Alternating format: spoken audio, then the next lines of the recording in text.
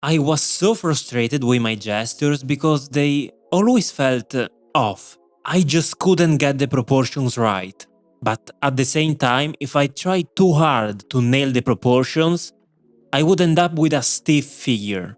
After probably thousands of gestures, I finally got to a compromise to have fairly accurate proportions and a nice flow. And I've seen many students struggle with this same thing. So I'm going to give you my technique. But first, let me get this straight. Gesture is not about proportions. Gesture is all about setting the tone for the later stages, finding the story, the movement, the flow. So it's totally fine at this stage to be loose. Don't try to be perfect. This kind of precision of detail work will come later, when you will add structure and anatomy. Plus, proportions are overrated anyway in my opinion, because every single artist in art history molded proportions to express their own vision.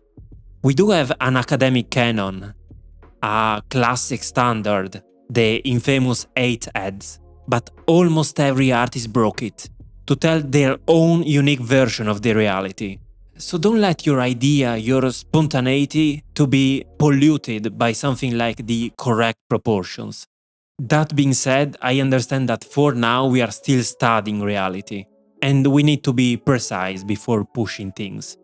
So if you do need to improve proportions in your gestures, this is the step-by-step technique that I use. By the way, I have a free community of artists trying to improve in gesture and figure drawing. So if you want to join, the link is in the description below.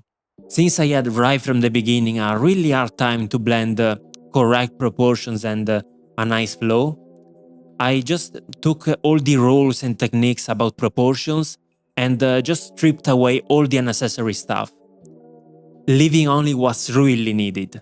First thing I do is to have a starting point, and the best starting point for me is a line, the line of balance, which goes from the pit of the neck to the ground. But I do extend it a little bit in this case, to include also the head. On this line I take two reference points, the very top of the head and the bottom of the feet, where they touch the ground. This is the scale I want for my gesture, and it doesn't have to be the same as the reference. I then divide this segment in half, a perfect half. This is the bottom of the pelvis, and also the exact half of our figure. All the torso will be in the upper half and the legs in the lower one. This is the most important part of this technique, because while doing gestures, my biggest struggle was to make the legs look right. I always made them either too long or too short compared to the torso, while I was coming down the body, and honestly I still struggle with it. If you want to have more reference points, for example for the negative space, close the figure completely in this box, extending the top, bottom and middle line. Get the right width by comparing it to the height. And in fact, comparing the relationship between the different parts of the body is another quick and dirty trick that I use to find the length of the various parts. Once you find the length of one part, compare it to another one you need to find. Is it half, double, 1/3? This helps you a lot to eyeball stuff without taking out the ruler, and even for more complex poses, where the figure is not standing.